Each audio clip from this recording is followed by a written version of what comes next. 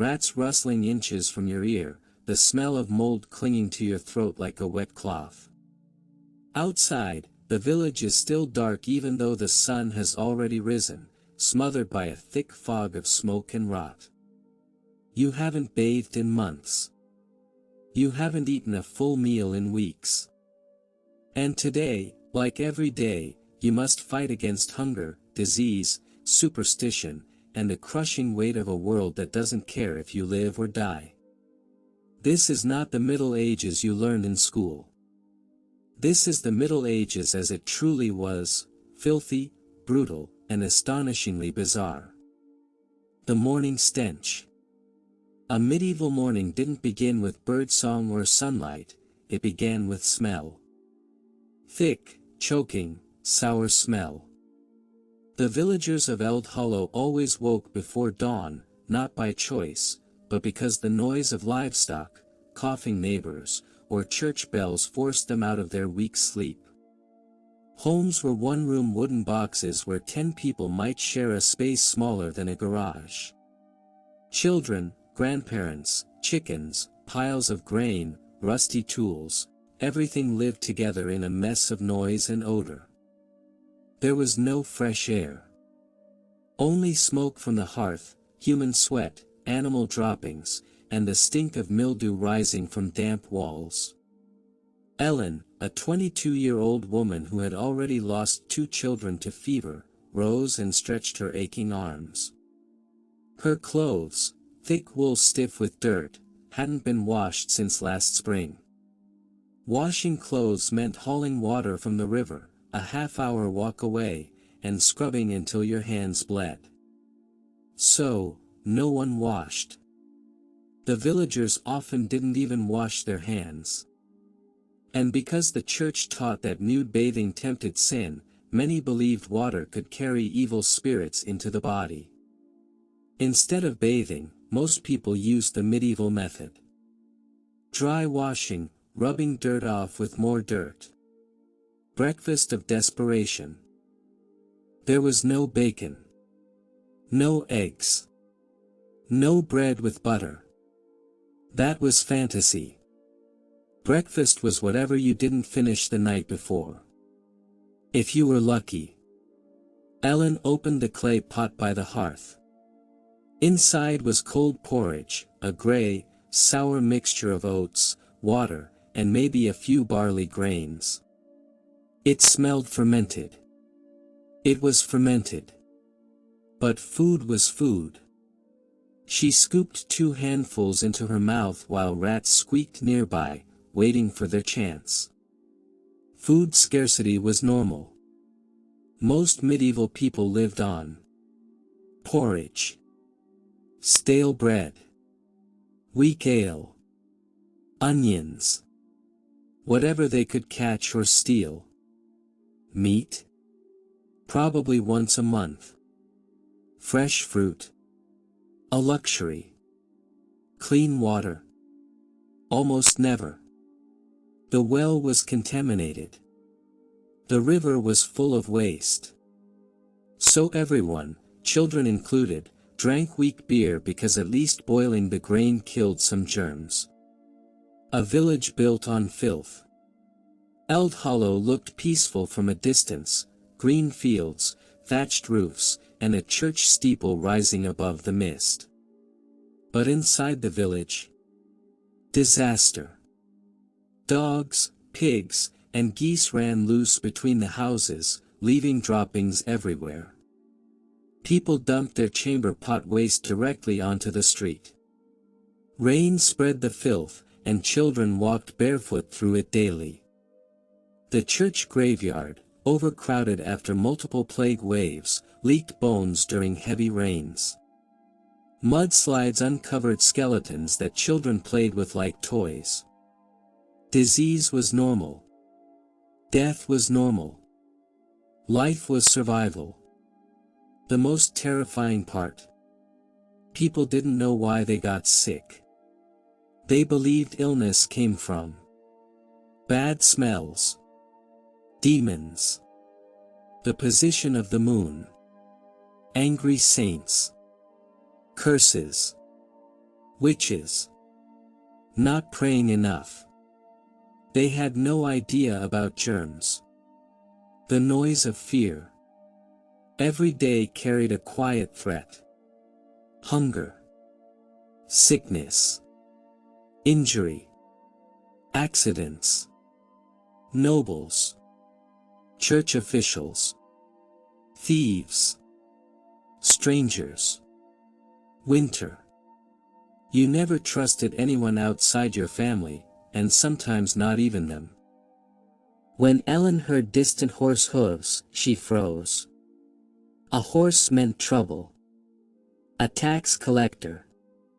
A noble's messenger. A hired guard. Or worst of all, soldiers. Soldiers didn't need a reason to break down a door. They could take food, livestock, firewood, clothes, anything they wanted. Because peasants weren't considered people. They were property. The plague that never left. The Black Death didn't happen once. It came back. Again. And again. And again. Waves of plague swept through villages every few years like a monstrous tide that refused to recede. People lived knowing death could appear overnight, strike without warning, and wipe out half the village before the week was over. Ellen still remembered the smell. The swollen lymph nodes. The screams. The church bells ringing endlessly until the priest collapsed. The pits filled with bodies. Her husband had died in the second wave. Her newborn daughter in the third. But she lived. Survival wasn't victory. It was punishment. A world without privacy. Nothing was private in medieval life. You lived, worked, slept, argued, cried, gave birth, suffered, and died all in the same one-room hut. Your neighbors heard every word. Your children saw everything. Your parents watched every moment. If you got sick, everyone got sick. If you needed the toilet, you walked to the shared pit, unless it was night, in which case the chamber pot was your only option, sitting full in the corner of the room. If you had romantic desires, you ignored them. Marriage was for survival. Love was for the wealthy. Hunger returns. By mid-morning, Ellen already felt hunger gnawing again. But there was no food left. So she went outside, grabbed her wooden hoe, and walked toward the fields. Her back ached. Her legs trembled from weakness. Her fingers were cracked and bleeding from cold weather. Yet she worked. Everyone worked. Because in the Middle Ages, if you stopped working, you died. Simple as that. Something strange in the woods. But this morning, something felt different. When Ellen reached the edge of the field, she saw a figure standing at the forest line. Tall. Still. Watching. Not moving. Not speaking. The fog curled around his shape like a cloak. Her breath froze in her chest. A traveler. A thief. A priest. A ghost. Or something worse. In the Middle Ages, fear didn't need a name. It simply existed. And it was watching her. The stranger in the fog. The figure didn't move. He stood completely still at the edge of the woods, half hidden by low gray fog that curled through the twisted roots and leafless branches. Ellen felt her heart pound so violently she thought the stranger might hear it. In medieval life, a lone figure in the morning fog could mean many things. None of them good. A thief scouting for unguarded livestock. A deserter from a nearby war. A messenger bringing bad news. A wandering madman. A witch. A plague carrier. A starving refugee desperate enough to kill for bread. Or worst of all, a noble's ranger. Those men had permission to do whatever they wanted. Ellen gripped the wooden hoe harder. Her fingers trembled on the handle. She wasn't strong. She wasn't fast. She wasn't well fed. But she knew how to swing a tool hard enough to break a man's jaw if she had to.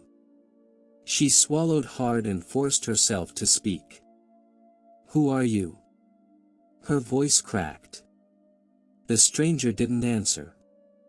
Didn't step forward. Didn't turn away. Only stood, tall, motionless, like a carved wooden idol placed at the forest's edge. A crow cawed overhead. The fog shifted. And finally, he moved. Not forward. But sideways. Slowly. Deliberately. As if he were circling the village. Not approaching her. Not running away. Simply observing. Ellen stepped back instinctively. Every story she had heard as a child, stories of demons in the woods, spirits that watched from treetops, men who stole children, rushed through her mind like a flood. No one sane wandered alone at dawn. Not in winter. Not near a poor village with nothing to steal but everything to lose. The stranger vanished into the fog. Not gradually. Suddenly. One moment he was there. The next, gone, like the forest swallowed him whole. Ellen's breath shuddered out of her chest. Her skin crawled. Whatever, or whoever, he was, he would return. Everyone who walked that forest came back eventually. And usually hungry. Rumors and fear spread like plague. By the time the sun climbed high enough to burn through the fog, the village was buzzing with whispers. Ellen wasn't the only one who had seen the figure. Old Marta claimed she saw him before dawn near the church. Tobin the shepherd boy said his dogs refused to go near the woods. Gregor, the blacksmith, swore someone had been following him the night before. Fear spread through Eld Hollow like smoke from a burning field. And fear was dangerous. People didn't react with logic, they reacted with superstition. The villagers argued. "He's a thief." "No, a spirit. A plague messenger. A lost monk. A shadow demon. Someone cursed us." Then someone said the worst possible word. "Witch." Silence fell. Cold, heavy silence. Accusing a witch could tear a village apart. Accusing the wrong person could start a chain of panic that destroyed families. And if the church heard about it, the priest would call for inquisitors. And inquisitors didn't investigate. They punished. Ellen felt her stomach twist. She knew where this was going. Someone would be blamed. Someone innocent. And fear had a habit of choosing the most vulnerable. A village that ate lies. Eld Hollow had survived famine, plague, drought, and war, but it never survived rumors. Rumors were like parasites. They burrowed deep. They fed on fear. They spread until the whole community turned suspicious and cold. Ellen had seen it before. Years ago, when a child disappeared in the woods, the village blamed a widow who lived alone. They tied her to a chair and dunked her into the river until her lungs filled and her eyes dimmed. Only after she died did they find the missing child. Not kidnapped, but lost. Dead of cold under a fallen tree. That memory scarred the village. It scarred Ellen. So when she heard Marta and the others muttering near the well, she stepped closer. "We all know who he was watching," Marta hissed, voice trembling. Ellen stiffened. "Who?" someone asked. Marta's eyes slid toward Ellen. "Ellen works near those woods more than anyone. And strange things always happen when someone in her family is involved." The words hit like a stone. Ellen stepped forward, fury building. "Marta, you know that's a lie." Marta raised her voice loudly enough for nearby villagers to hear. "Your husband died. Your daughter died. Your son disappeared. Misfortune follows you like a shadow." Ellen felt the world narrow into a single painful moment.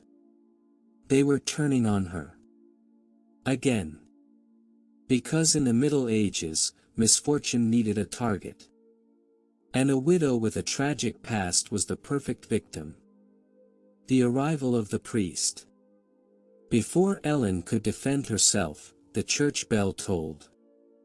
Father Arlen emerged from the chapel doorway, tall, thin, wrapped in a dark robe that flickered in the wind. His face was pale and severe, marked by years of sickness and worry.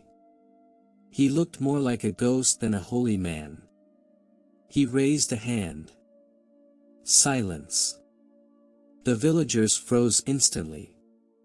The priest walked toward the crowd with slow, heavy steps. Ellen's heart pounded. She knew what happened when the priest involved himself too early. Things turned deadly. He spoke softly. "I heard talk of an unfamiliar man near the woods." Murmurs rose. Fear thickened the air. Father Arlen continued. "And I heard someone accuse this woman." He pointed at Ellen. Her stomach dropped. The priest's eyes narrowed, not cruelly, but calculatingly. "This is dangerous talk. We do not accuse lightly." Ellen exhaled shakily. Then Father Arlen added.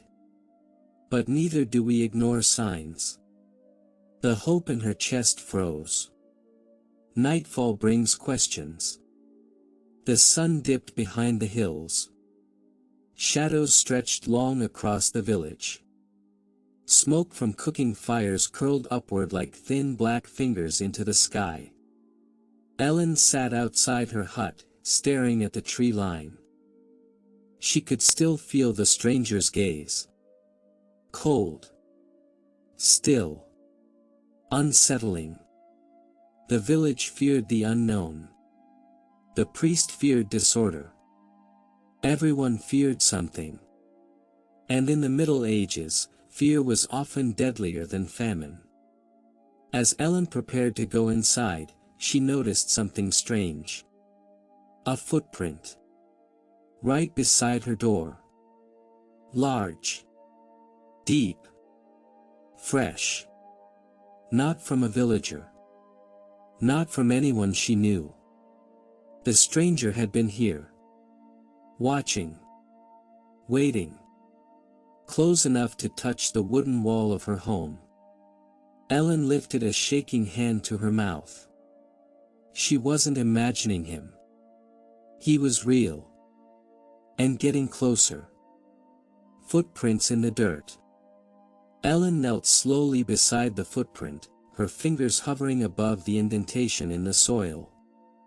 The air was cold enough to sting her lungs, yet sweat gathered on the back of her neck. The print was unmistakable. A man's boot. Much larger than any villager's. Pressed deep, he'd been standing there for longer than a passing moment. Watching her door. Maybe listening. The night felt heavier now, like the darkness itself leaned closer to hear her thoughts. Ellen rose shakily, scanning the tree line. Nothing moved. No sound but the distant cry of an owl echoing through the woods. Still, her spine tingled, a primal warning older than any church bell. She backed into her hut, barred the wooden door, and pressed her ear against it. Silence. But the kind of silence that hides things. Whispers in the hut. Inside, the small room felt even narrower than usual. The hearth crackled weakly, offering a flicker of warmth that barely reached her numb fingers. This hut had seen too much suffering. Her husband's coughing fits. Her son's fevered cries. Her daughter's last breath. The walls still remembered. Ellen sat on the edge of her straw mattress, curling her knees to her chest. She didn't fear spirits or demons. She feared people. Because people had intentions. She whispered to herself, voice trembling. Why my door? Why me? There was no answer, only the creak of the roof shifting in the cold. She laid down, pulling a thin wool blanket around her shoulders. It smelled of smoke. Everything in the village smelled of smoke. Her eyes grew heavy. She did not know she would wake to screams. The scream that shook Eld Hollow. The morning burst open with a blood-curdling scream. High. Sharp.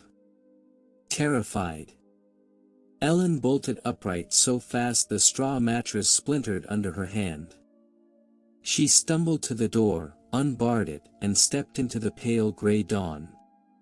Villagers were already gathering in the center of Eld Hollow, lanterns flickering wildly. Children clung to their mothers. Dogs barked nervously. In the middle of the crowd stood Marta. Her face was ash pale. Her jaw trembled uncontrollably. Her finger pointed toward the church. Look, look there. Ellen pushed through the crowd until the sight hit her like a blow. On the church door, a symbol was carved. Large. Deep. Jagged. Not a mark from a knife or chisel, but something far more deliberate. It looked like a twisted eye with 5 radiating lines. An ancient symbol villagers whispered about but rarely said aloud. The Watcher's Mark. Superstition claimed that when this symbol appeared, someone in the village was chosen. Marked. Observed. Tested. And if they failed the test, calamity followed. Crops failing. Livestock dying. Children disappearing. Fever sweeping through homes. Ellen felt the blood drain from her face. Because everyone else was now turning toward her. All eyes on Ellen. Fear twisted the crowd into a living, breathing creature. Dozens of villagers, faces tight with suspicion, stared at her like she was the source of all their misfortune. Someone muttered. It started when she saw that man. Another whispered. She's cursed. A third spat. She brought him here. Marta stepped forward, eyes burning with a mix of fear and triumph.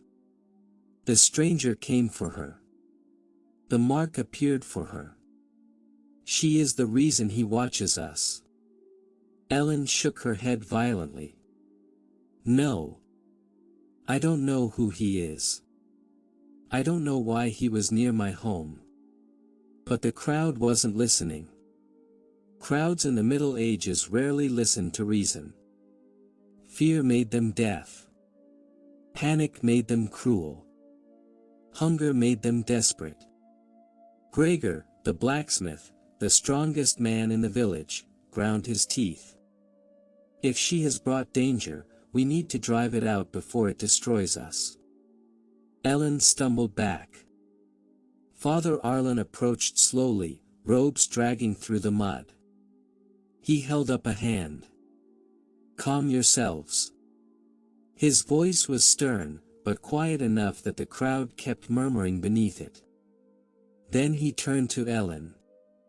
Tell me, child, why was someone watching your door last night?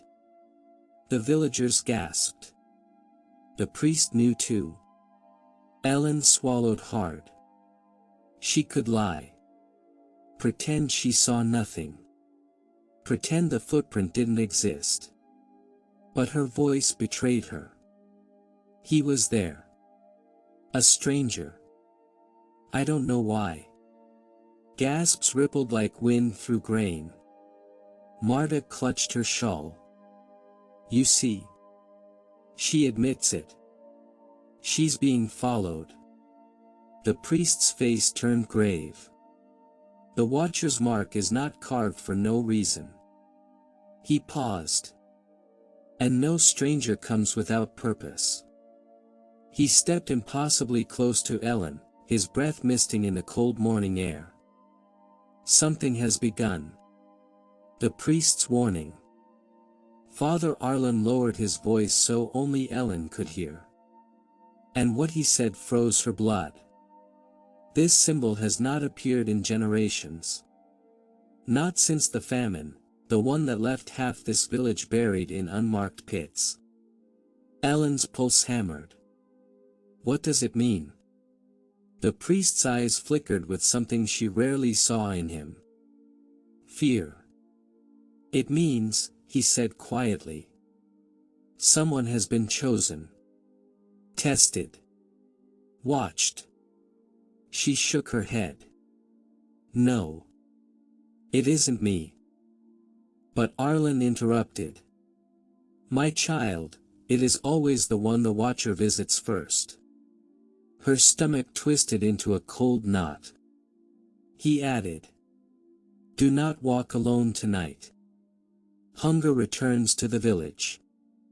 By midday, the panic over the symbol faded into a grinding reality. Everyone was starving. The last harvest had been poor. Rats had raided much of the stored grain. And before winter ended, food would run out entirely. People grew desperate enough to boil bones, strip bark from trees, even grind acorns and mix them into flour to make bitter, choking bread. Ellen worked the fields as always. But villagers now kept their distance, whispering whenever she passed.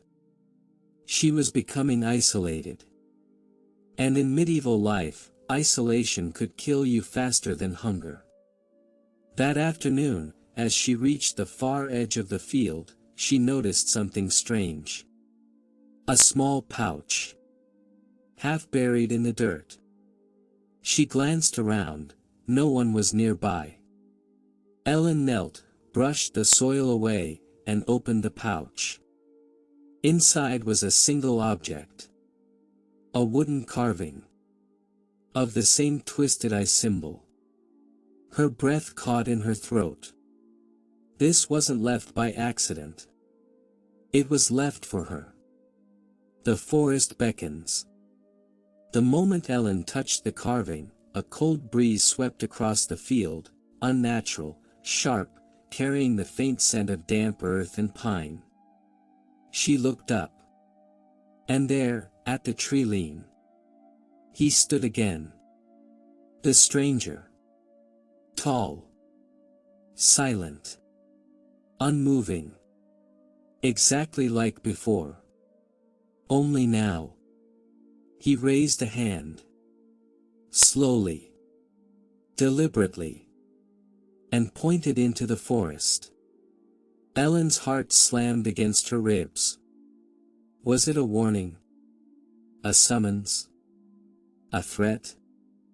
The villagers were terrified of her. The priest suspected her. And now the stranger wanted her to follow him. She should run. She should scream.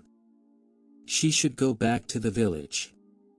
But something deep inside, a cold, ancient instinct, whispered otherwise. If you don't go now, he'll come for you at night. Ellen stepped toward the tree lean. One step. Another. The stranger didn't move. He only watched. Waiting. calling her deeper into the woods. Into the shadowed woods.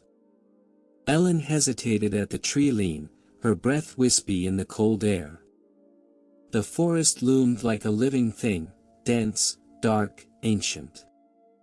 The villagers rarely entered it, not because of wolves or bandits, but because they believed the forest held memories of the dead. But the stranger waited. Still as stone. Silent as winter. Watching her with a patience that felt inhuman. Ellen's pulse hammered in her ears as she stepped past the first twisted roots. The forest air was colder, unnaturally cold. The kind that burned the inside of the nose and made your fingers ache instantly. Crunch. Crunch. Every step echoed louder than it should have, like the forest was listening. She swallowed hard. "What do you want from me?" The stranger made no reply. He simply turned, slowly, and began walking deeper into the woods. Not quickly. Not forcefully. Almost as if he expected her to follow by choice. Ellen clenched the small wooden carving in her hand. The twisted eye symbol dug into her palm like a brand. She followed. Because something told her this stranger, whatever he was, knew more about the mark on the church door than anyone else in Eld Hollow. And because if she didn't face him now, he would find her later. The sound that didn't belong. The deeper they walked, the thicker the silence became. No birds. No rustling leaves. No distant river. Just the sound of Ellen's footsteps and the crunch of frost beneath the stranger's boots. Then. Crack. Ellen froze. That sound didn't belong. Not natural. Not part of the forest. It was metallic. Heavy. Measured. Crack. Crack. She turned sharply. Behind her, through the maze of bare tree limbs, she saw movement. A second figure. Shorter. Clumsier. Following her path. Her breath hitched. Had the villagers sent someone? A spy? A hunter? Someone to drag her back to be questioned? The figure stumbled again. And ran. Not toward her. Away. Deeper into the forest. Ellen opened her mouth, but the stranger ahead raised his hand sharply. A gesture that meant, "Don't call out. Don't follow. Ignore him." Ellen narrowed her eyes.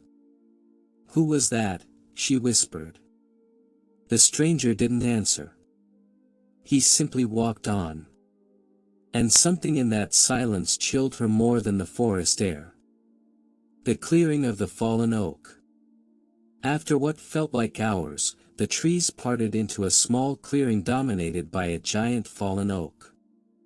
Its trunk was hollow, split by lightning decades earlier, now covered in frost. The stranger stopped beside it. He finally spoke, his voice deep, rough, almost unused. "You should not be in this forest alone." Ellen stiffened. "You're the one who brought me here." The hooded figure turned slightly, revealing only a shadowed jawline and the cold glint of one eye beneath his dark hood. "I did not bring you," he said. "I only showed you the path." Ellen's jaw tightened. Why me? Why leave a carving at my field? Why watch my home? The stranger exhaled slowly, the fog of his breath swirling like smoke. "You have been chosen." The word struck her like a blow. "No," she whispered. "Not me." "Chosen for what?" The stranger looked toward the hollow of the fallen oak. "For truth." Ellen shook her head, angry now. What truth? About the symbol. About the watcher. The stranger turned fully to her, his presence towering, heavy. The watcher does not choose without reason. Something has awakened. Something ancient. And it has marked your village. Her stomach dropped. So this is about the symbol on the church door. The stranger nodded once. Your village is in danger. Not from plague. Not from famine. He paused. But from itself. Ellen felt her skin crawl. Why me? She pressed. His answer was terrifying in its simplicity. Because you are the only one who will still listen. Secrets buried beneath Eld Hollow. The stranger crouched by the fallen oak and brushed aside a layer of frost. Underneath it was something unnatural. Wooden boards. Old. Cracked. Too perfect to be natural. A hidden door. A secret entrance. Ellen's breath caught. What is that? A place the villagers have forgotten, the stranger murmured. Or pretended to forget. He pried the boards loose with a quiet groan of ancient wood. A dark tunnel revealed itself beneath the oak, cold air rising from it like a breath. Ellen stumbled back. No. I'm not going down there. The stranger didn't force her. He didn't even move closer. He simply said. This is where it began. Her blood chilled. What began? He looked at her with eyes that seemed far older than any man she'd ever met. The famine. The sickness. The disappearances. The mark. Ellen felt her knees weaken. No, she whispered. Those were just misfortunes. Bad harvests. Illness. Nothing to do with this. The stranger shook his head. Your village was built on a lie. And that lie demands a price. He pointed to the tunnel. If you truly want to live, and if you want Eld Hollow to survive, you must see what lies below. Ellen stared into the darkness. Cold. Endless. Silent. The kind of darkness that feels alive. Her legs trembled. But something inside her, some strange mixture of fear and courage, pulled her forward. She stepped toward the tunnel. Then. A distant horn echoed through the forest. Deep. Loud. Urgent. The stranger's eyes narrowed. They've come. Ellen spun around. Who? The stranger's voice was low, grim. The villagers. They're hunting you. The hunt begins. The horn echoed again, deeper this time, rolling through the forest like thunder trapped in the trees. Ellen's blood ran cold. No, no, they wouldn't. They would, the stranger cut in. Fear makes hunters of desperate men. Ellen stumbled back from the hidden tunnel. They're coming for me, for what? I've done nothing. The stranger stepped into her path, not threatening, protective. You were seen with the symbol. The mark appeared the same night you saw me. They think the Watcher chose you. Ellen's voice cracked. But it didn't. I don't even know what that means. Another horn blast tore through the woods. Closer.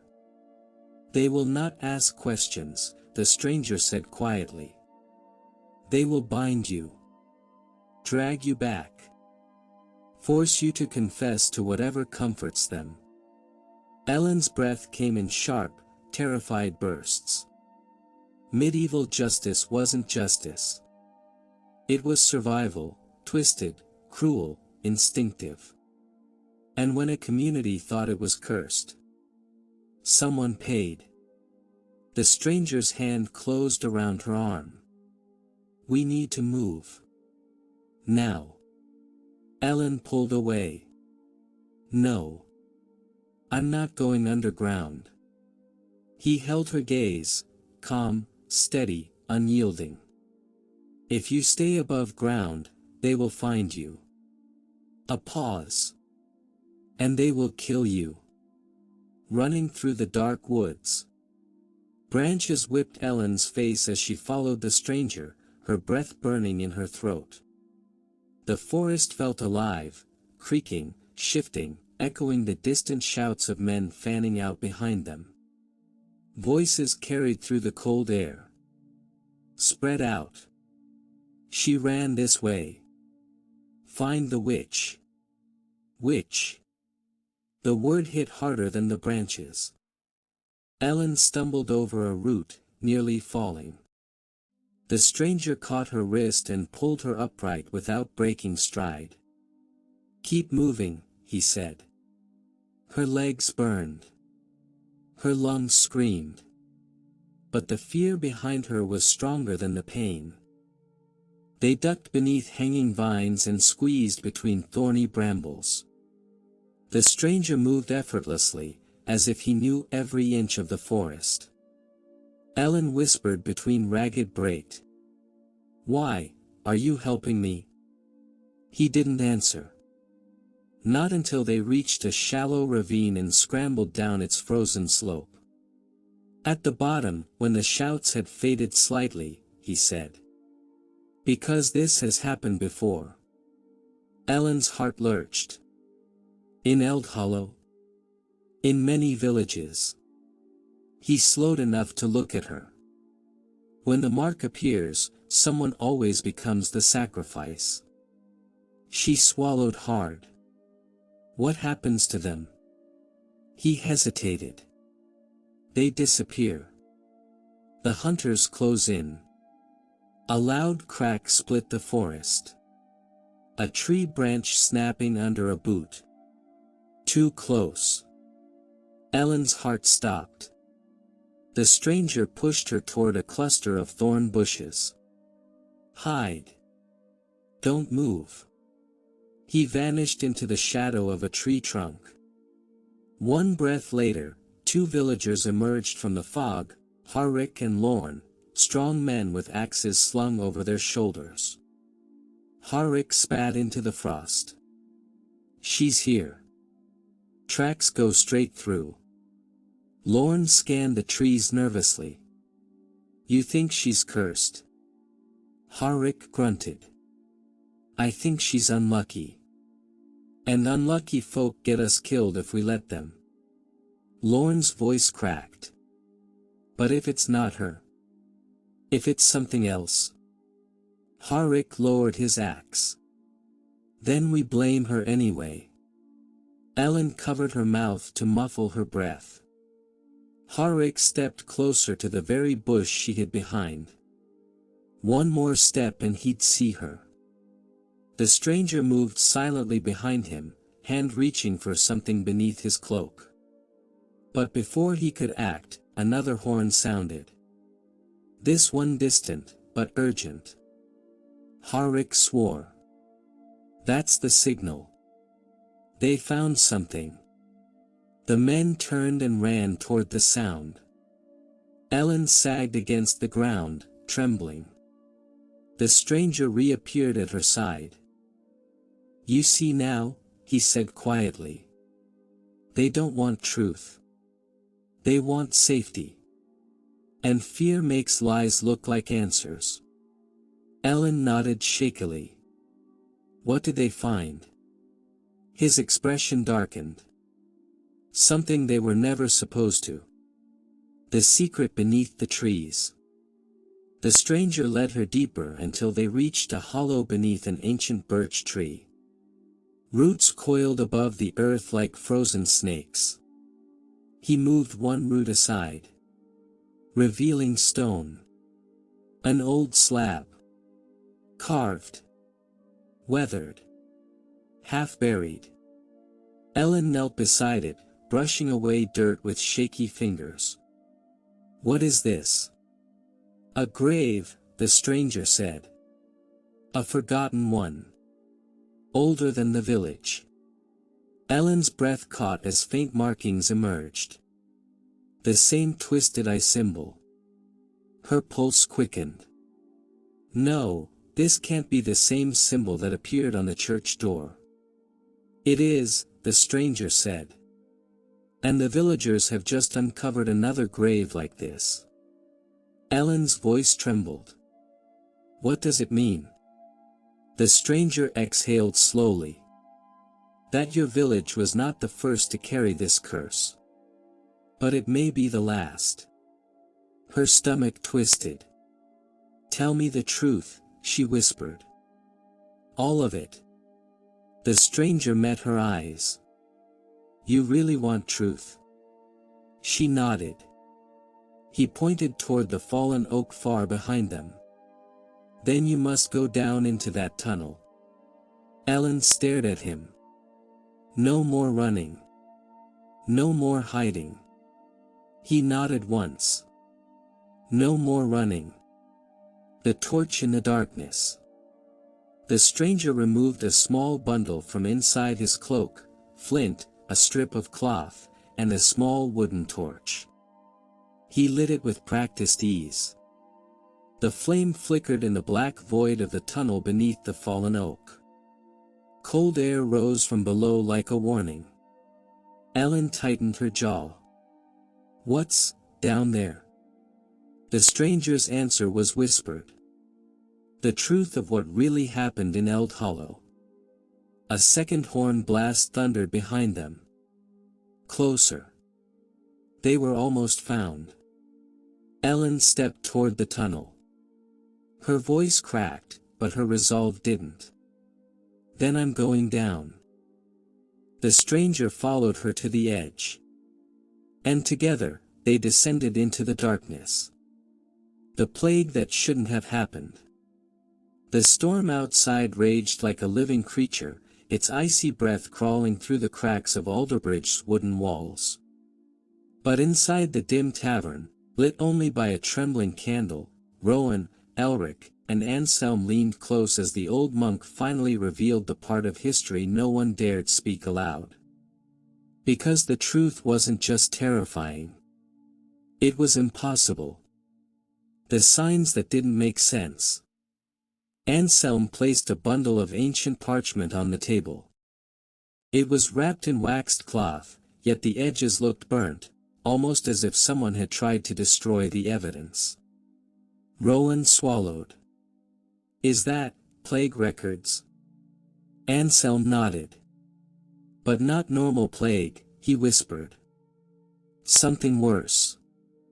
Something older." He opened the first page. The ink was brown, shaky, written by a monk whose hand was dying as he wrote.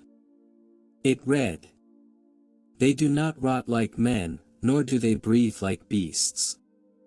Their bodies fall, only to rise again, drawn to warmth and blood." Elric blinked. "That sounds like a fever dream." "It wasn't," Anselm said. "Villages were found empty. Livestock drained. And the so-called plague victims. They weren't just dying." He lowered his voice. "They were hunting." Rowan's breath caught. "Hunting who?" "Everyone. Why the villagers never left their homes." Anselm spread the parchments out. Sketches covered the pages. Houses barricaded with stones. Entire families locked in cellars. Wells filled with rocks. Churches stacked with bodies that hadn't been buried. "This is why people stayed indoors for months," he explained. "Not because they were sick, but because something prowled outside after sunset." "Elric," Rowan whispered, "is that why the priests told everyone to burn their beds and break their windows?" Anselm nodded sharply. The disease wasn't spreading by touch. It moved in shadows. Through darkness. Through breath. Through things we still can't explain. The night the bells rang, Anselm rolled open a page marked with black wax. This is the part of history they erased. The text described a night when all the church bells across southern England rang at once, though no priest pulled the ropes. Villagers wrote testimonies. The sky glowed red though there was no fire. The animals screamed as if possessed. Something walked between the houses, tall as a man but moving like smoke. The dead in the churchyard rose and turned their faces toward the bell tower. Rowan felt his skin crawl. Are you saying the plague revived people? No. Anselm took a shaky breath. I'm saying something used the plague as a door. The hidden chamber in the castle. Elric frowned at a drawing showing a sealed stone passage beneath Alderbridge Castle. I've been in that castle, he said. There's no tunnel like that. That's because it was sealed, Anselm replied. By men who were paid to forget it existed. Forget, or disappear? Rowan asked. Anselm didn't answer. He turned the page. Inside the tunnel, the monks had found bones arranged in spirals. Iron chains melted, not broken. Walls scratched from the inside.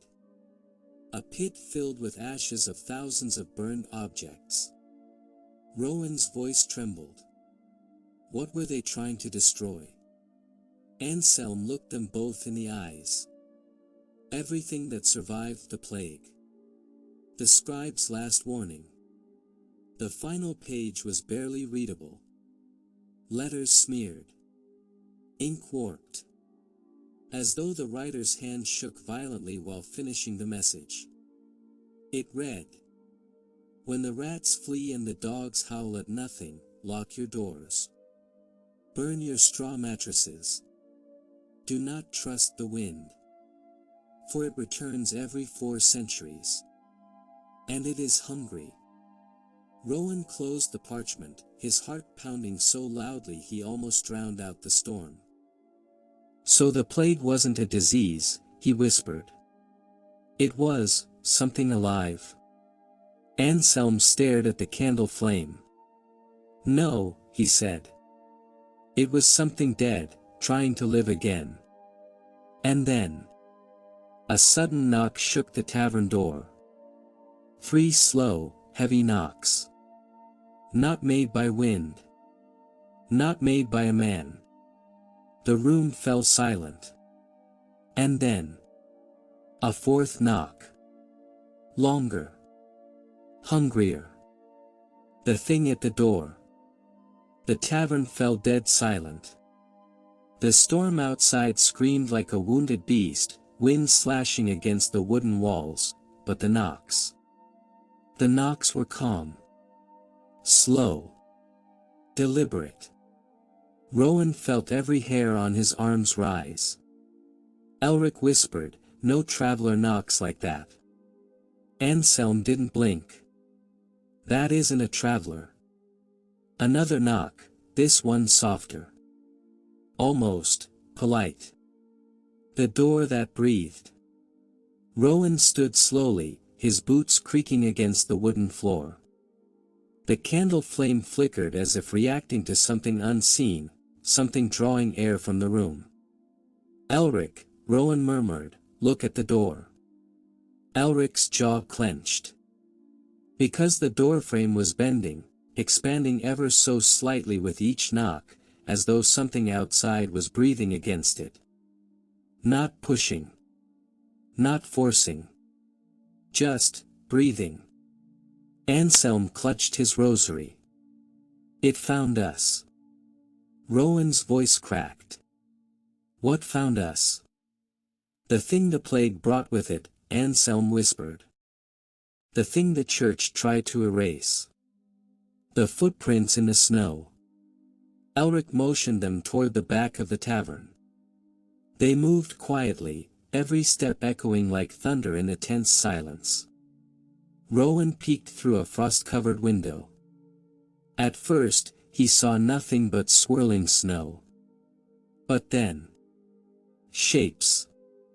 3 of them. Standing motionless near the tree-line. Not walking. Not moving. Just watching. They were tall, too tall.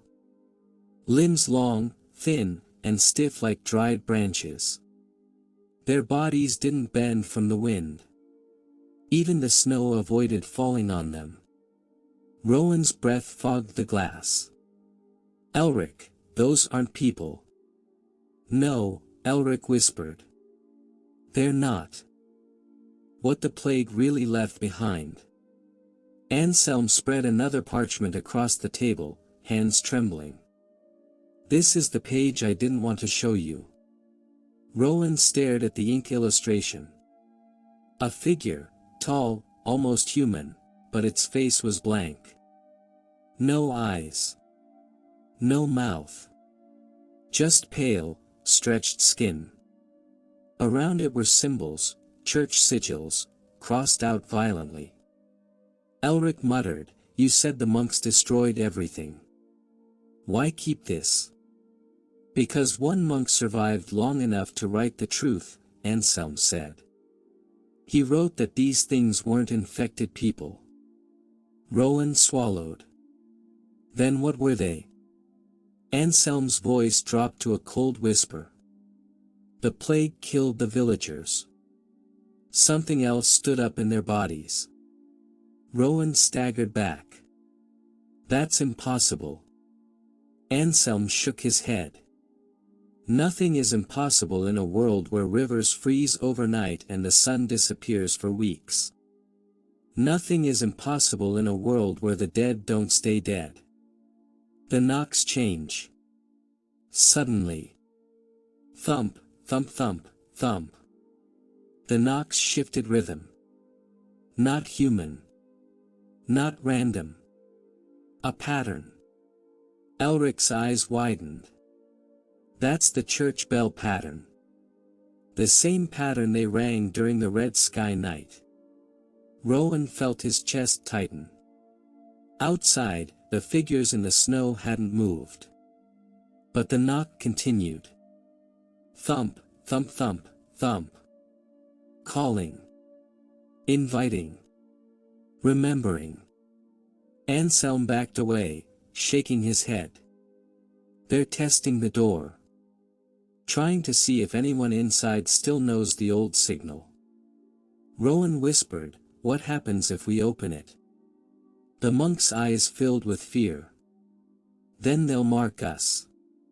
Elric frowned. "Mark us?" "For the harvest." "The harvest." Anselm grabbed the candle, lowering the flame close to his parchments. Rowan panicked. "What are you doing?" "They follow the old records," Anselm said, voice trembling. "If they sense knowledge, they silence it. If they sense fear, they enter. But fire," he exhaled shakily. "Fire is the only thing they fear." The candle flame danced. Outside, one of the tall figures finally moved. Its head tilted, slowly, toward the window. Rowan stumbled away. Elric, its face. But it asterisk had no face. Only skin.